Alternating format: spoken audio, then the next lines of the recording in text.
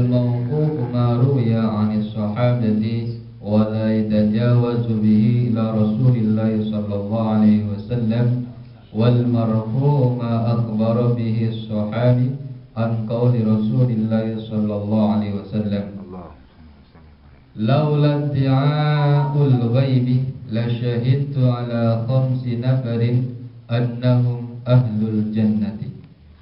Ay laula ma khafat ad-di'a'i alimil ghaibi ma ni'un la qultu syahidtu ala khamsi jama'atin annahum min ahlil jannah.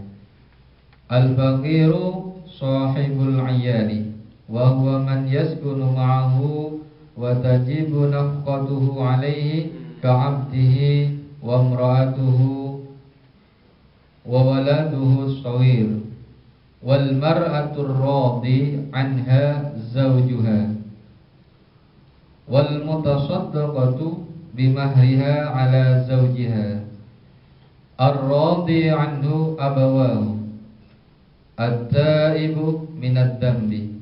Ruwiya annahu sallallahu alaihi wasallam qala at-taibu minad dambi kaman la dhanba lahu. Rawahu al-Baihaqi. Wa ruwiya annahu sallallahu alaihi wasallam qala kullu bani adama khata'un wa khairul khata'ina at-tawwabuna. Ruwiya al-Imam Ahmad wa Tirmidzi. Wa ruwiya annahu sallallahu alaihi wasallam qala Allahu afrahu bi taubatit taibi minal dham'anil waridi minal aqimil walidi wa minal dhalil wajidi faman taba ila Allahi taubatan nasuha ansallahu hafizaihi wa jawarihahu wa baqa'ul ardi kullaha khatayahu wa dhunubahu. Rawahu Abdul Abbas. Maqalah yang kelima dari sahabat Umar radhiyallahu anhu annahu qala mauqufun alaihi aw marfu'un ila Nabi sallallahu alaihi wasallam. Al-mauquf yang disebut dengan mauquf di sini yaitu yang diriwayatkan oleh sahabat dan tidak menyimpang dari Rasulullah sallallahu alaihi wasallam. Wal marfu' termasuk al-marfu' di sini apa yang disampaikan oleh sahabat sesuai dengan perkataan atau sabda Rasulullah sallallahu alaihi wasallam. Laula di'aul ghaibi, sekiranya tidak takut dituduh mengetahui yang gaib, Jadi Umar di sini radhiyallahu anhu, sekiranya tidak takut dituduh mengetahui yang gaib, tentulah saya bersaksi bahwa ada 5 golongan yang termasuk ahli surga. Jadi sekiranya tidak takut dituduh, jadi Umar radhiyallahu anhu takut dituduh, maksudnya dituduh mengetahui yang gaib. Takut dituduh riya, takut dituduh sok tahu dan lain sebagainya. Jadi beliau masih tawadhu. Ada 5 golongan, saya bersaksi ada 5 golongan yang termasuk ahli surga.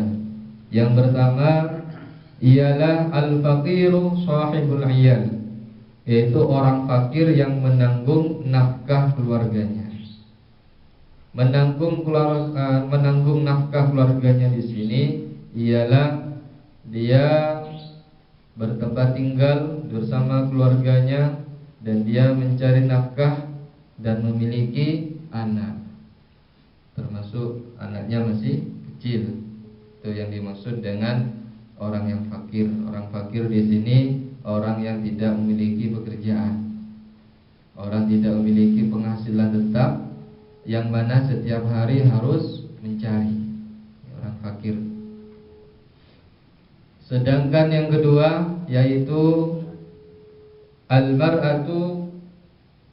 Al-mar'atu radhi anha zawjuha, wanita yang suaminya ridho kepadanya, yaitu wanita yang diridhoi oleh suaminya, wanita yang suaminya ridho kepadanya.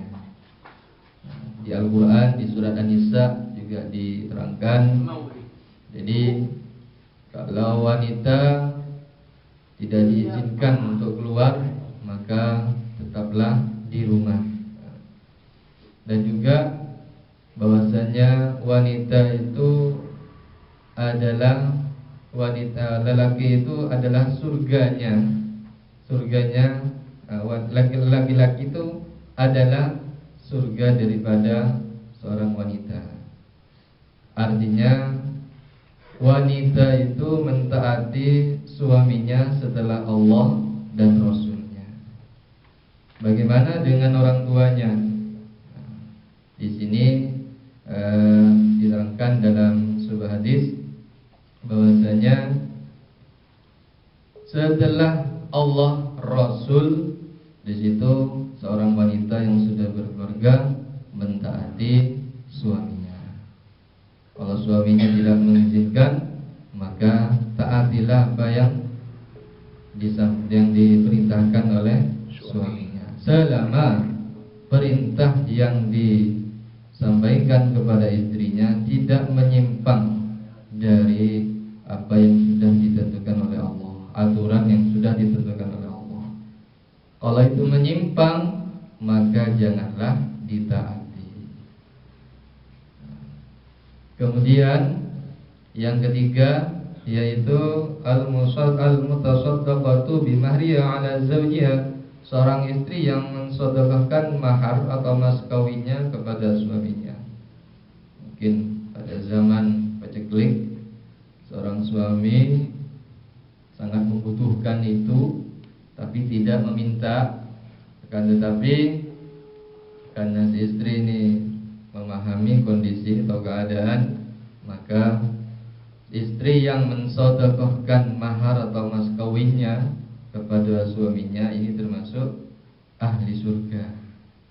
Mensedekahkan ya, dengan ikhlas, misalnya untuk kepentingan keluarga, untuk kepentingan agama dan lain sebagainya, selama kepentingan itu untuk kebaikan.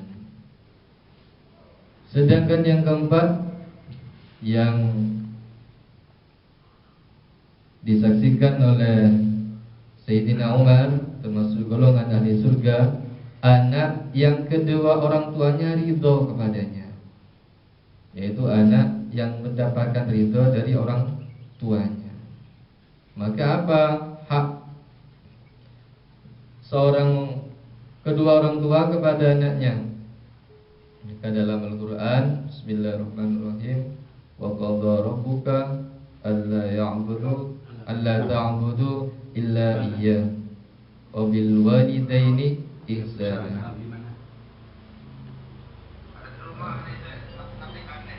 Jadi di situ diterangkan bahwasanya hak kedua orang tua ialah berbuat baik kepada orang tua. Dan wala taqul lahumā uffin wala tanharhumā wa qul lahumā qawlan karīmā. Wala taqul lahumā uffin, ketika diperintah atau ketika mendapatkan peringatan dari kedua orang tuanya, maka janganlah berkata wala taqul lahumā uffin, jangan menentang kepada kedua orang tuanya. Kemudian apa hak anak daripada kedua orang tuanya? Hak anak, jadi ada hak orang tua kepada anak, ada hak anak kepada orang tua. Kita tidak usah bertanya. Sejak kecil hak anak itu tidak diminta orang tua itu rela dan ikhlas. Sejak dilahirkan, sejak dalam kandungan, setelah itu dilahirkan, tanpa diminta, haknya anak itu sudah dilaksanakan oleh kedua orang tuanya. Apabila ada anak yang masih menuntut haknya, berarti dia tidak menyadari bahwasanya 9 bulan ada di kandungan, Setelah itu dilahirkan, dirawat sejak kecil dan menjadi dewasa. Berarti dia tidak menyadari selama ini haknya sudah dipenuhi tanpa diminta. Ketika dewasa, apa haknya orang tua kepada anaknya? Banyak. Ya, mendoakan, berkata dengan baik, dan juga jangan sampai menyakiti hatinya. Maka juga dalam Al-Quran, Bismillahirrahmanirrahim, yas'alunaka madza yunfiqun qul ma anfaqtum min khairin falil walidaini wal aqrabina wal yatama wal masakin wa banis sabil. Jadi di situ disebutkan yaitu kedua orang tua menginfakkan, sedekahkan apa yang kita cintai dari apa yang kita miliki, termasuk harta kita, sebagai apa? Tanda kita birrul walidain. Kemudian yang terakhir, yang termasuk ahli surga yang disaksikan oleh Sayyidina Umar, orang yang bertaubat dari kesalahannya. Rasulullah SAW bersabda, "At-taibu minadz-dzambi kaman la dzamba lahu." Orang yang bertaubat dari dosanya seperti orang yang tidak memiliki dosa. Rawahu Al-Baihaqi. Dan juga dalam hadis yang lain, kullu bani Adam khata'un wa khairul khata'in at-tawwabun. Setiap anak Adam pasti pernah melakukan dosa, dan sebaik-baik orang yang berdosa adalah bertaubat. Rawahu Imam Ahmad wa Tirmidzi. Dan yang terakhir ialah qala Rasulullah sallallahu alaihi wasallam, Allahu afrahu bi taubatit taib. Allah itu lebih senang dengan taubatnya orang yang melakukan dosa, orang yang bertaubat. Jadi Allah itu lebih senang taubatnya orang yang memang benar-benar mau bertaubat daripada, jadi Allah itu lebih senang daripada orang yang menemukan sumber air ketika kehausan. Jadi orang yang menemukan air kan senang. Allah masih lebih senang daripada itu. Yang kedua, Allah itu lebih senang dari orang yang di sini wanita yang mandul kemudian memiliki anak. Senang, bahagia. Tapi Allah lebih bahagia lagi kalau ada orang yang bertaubat. Yang ketiga yaitu orang yang tersesat di gunung atau di mana, tersesat, posang. Ntar gambar ya, barat timur anu, kompas tidak ada, HP sinyal nggak ada. Mana? Kemudian ada jalan keluar. Senang kan menemukan jalan keluar. Tapi Allah masih lebih senang.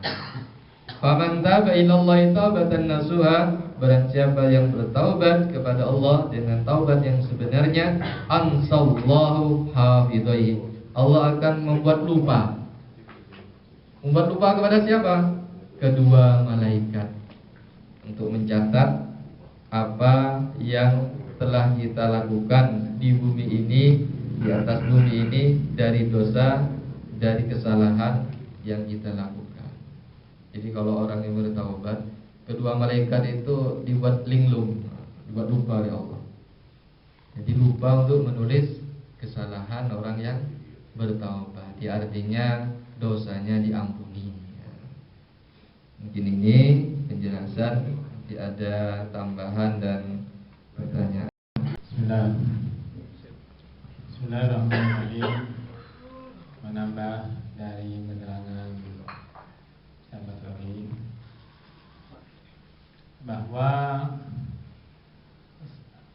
apa yang diucapkan Sayyidina Umar, salah satu sahabatnya Nabi, itu banyak menjadi kenyataan dan banyak di dalam Al-Quran itu ayat-ayat turun sebab dari pendapatnya Sayyidina Umar. Karena memang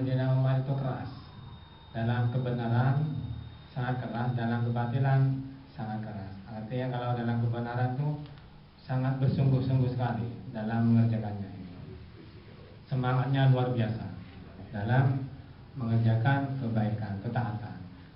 Kalau dalam kebatilan sangat keras juga, sehingga tidak ada satu orang pun yang bisa mengalahkan kekerasannya Sayyidina Umar itu setelah Sayyidina Umar menjadi khalifah.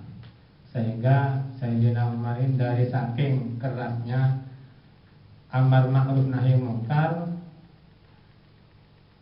setan pun takut kepada Sayyidina Umar. Jadi kalau sudah Sayyidina Umar itu lewat jalan ini, setan berjalan di tempat yang lain. Kebayang-bayangannya Sayyidina Umar itu takut, setan itu. Apalagi manusia, setannya takut. Ini dari kehebatan atau karomahnya Sayyidina Umar. Ini makalah yang berkenaan dengan ini. Sebelumnya saya teruskan, saya ucapkan selamat bergabung kepada yang baru bergabung. Mudah-mudahan bisa istiqomah itu. Amin. Karena kegiatan seperti ini enaknya itu tidur. Kegiatan seperti ini. Karena apa? Malam dan di atas jam 9. Enaknya tidur. Tapi kita mengadakan kegiatan seperti ini untuk lebih mendekatkan diri kepada Allah, untuk mendekatkan diri, lebih mendekatkan diri kepada Nabi Muhammad SAW. Itu tujuannya diadakan majelis seperti ini. Jadi sampean masuk dari majelis ini termasuk orang-orang pilihan. Karena meskipun orang berilmu, tapi kalau tidak dapat hidayah, tahu seperti ini majelis, sulit untuk masuk ke sini. Karena memang majelis ini yujahidunas bermujahadah atau melawan hawa nafsu. Enak-enaknya lihat TV, enak-enaknya bersama keluarga, kok ada majelis seperti ini. Ini meneruskan mujahadahnya ulama-ulama kuno. Ya. Seperti Kiai Zaini Mu'in itu pendiri Paiton Nurul Jadid, itu kalau malam wiritan. Ulama-ulama dulu gitu ya, kalau malam wiritan. Jadi malam itu waktu yang sangat ditunggu-tunggu untuk lebih mendekatkan diri kepada Allah SWT. Jadi lebih diharapkan waktu untuk berdekatan kepada Allah SWT. Meneruskan pembahasan bahwa Sayyidina Umar itu, kalau saya tidak takut dituduh orang sebagai orang yang mengetahui perkara yang gaib, kalau saya tidak takut, maka tentulah aku bersaksi bahwa ada 5 orang yang termasuk golongan ahli surga. Jadi ada 5 orang yang dikatakan oleh Sayyidina Umar termasuk golongan ahli surga. Jadi apa yang diucapkan Sayyidina Umar itu pasti benarnya sudah.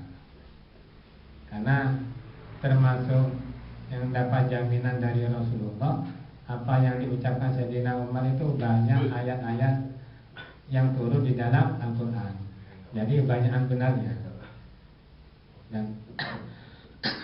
Dan mungkin ini termasuk Allah membukakan ilham atau memberi ilmu laduni kepada Sayyidina Umar.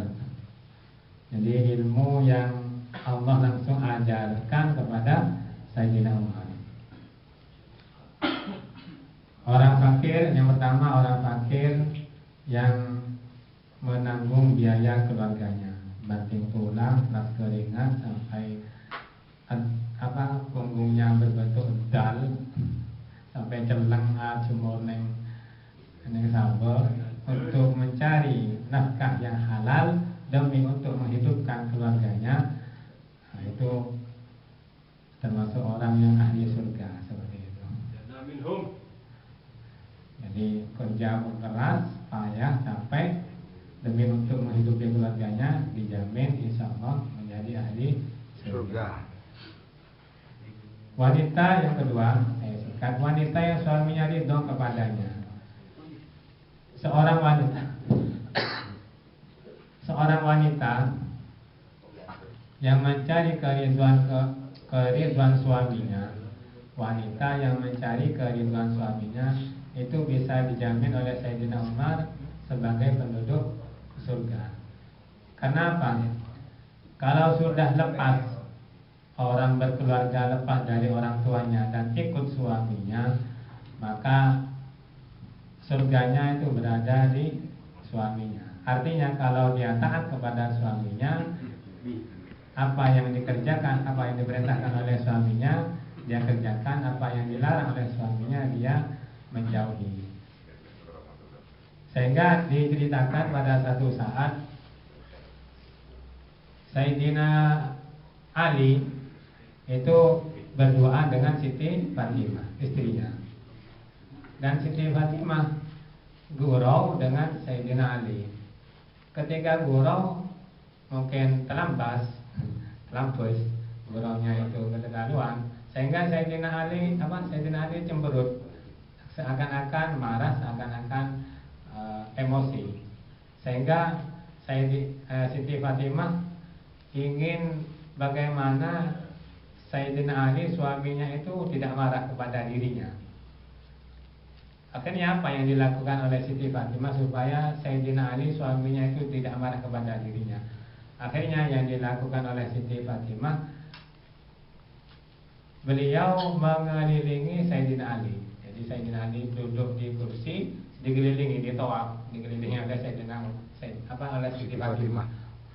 Keliling terus sampai beberapa kali, akhirnya tertawa Sayyidina Ali. Akhirnya, apa kamu itu? Kok kelilingi saya? Jadi gembira, Sayyidina Ali itu gembira. Akhirnya melihat kegembiraan itu, akhirnya Siti Fatimah juga ikut gembira.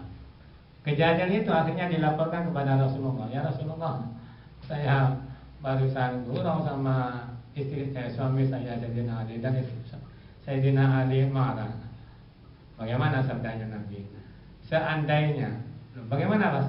Ya kemudian saya tawaf, saya kelilingi untuk menghibur Sayyidina Ali, sehingga Sayyidina Ali gembira. Bagaimana jawab Rasulullah? Wahai Siti Fatimah, seandainya engkau tidak bisa menyenangkan suamimu, maka engkau termasuk orang yang masuk neraka. Itu. Jadi sangat besar orang yang seorang suami yang taat dan patuh kepada seorang istri yang taat dan patuh kepada suaminya.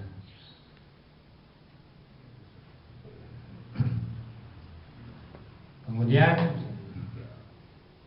yang perlu saya tambahkan lagi, yang nomor 4, seorang anak yang kedua orang tuanya ridho kepada anak itu.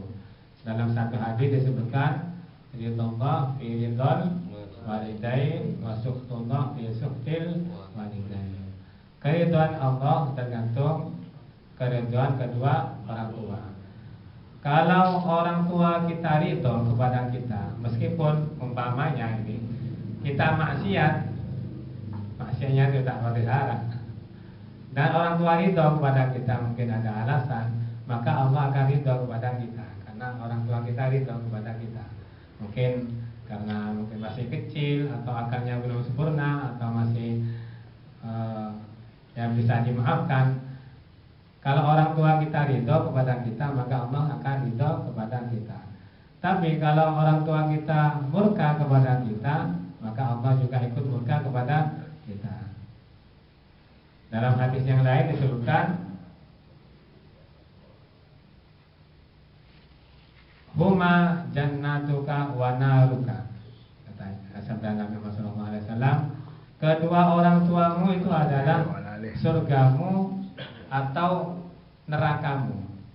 Jadi orang tua kita itu bisa menjadi surga kita atau menjadi neraka kita. Sabda Nabi ini. Apa maksudnya? Kalau kita taat kepada kedua orang tua kita, maka kita akan dimasukkan ke surga. Tapi kalau kita durhaka kepada orang tua kita, maka kita akan masuk neraka. Jadi tergantung kita mau masuk neraka atau masuk surga. Jadi huma jannatuka au naruka. kedua orang tua kita itu adalah surga bagi kamu atau neraka bagi kamu. Jadi saking sangat besarnya haknya orang tua kepada seorang anak kepada orang tua. Di dalam Al-Quran disebutkan Bismillahirrahmanirrahim, Ani'budullaha wa la tusyriku bi wa bil walidaini ihsana. Jadi digandengkan oleh Allah dalam Al-Quran itu. Nama Allah dan nama kedua orang tua. Jadi saking sangat agungnya hak seorang anak kepada orang tua. Jadi diibaratkan kepada Ani'budullaha wa la tusyriku bi wa bil walidaini ihsana. Jadi kepada orang tua itu harus berbuat baik. Karena apa? Orang tua itu kalau sudah ngomong, doanya, pembicaraannya itu menjadi doa. Bahkan ad-du'aul walid ilal walad ka-du'aun nabi ila ummati. Doanya orang tua kepada anak itu seperti doanya seorang nabi kepada umatnya. Jadi saking sangat-sangat mandinya, sangat mujarabnya.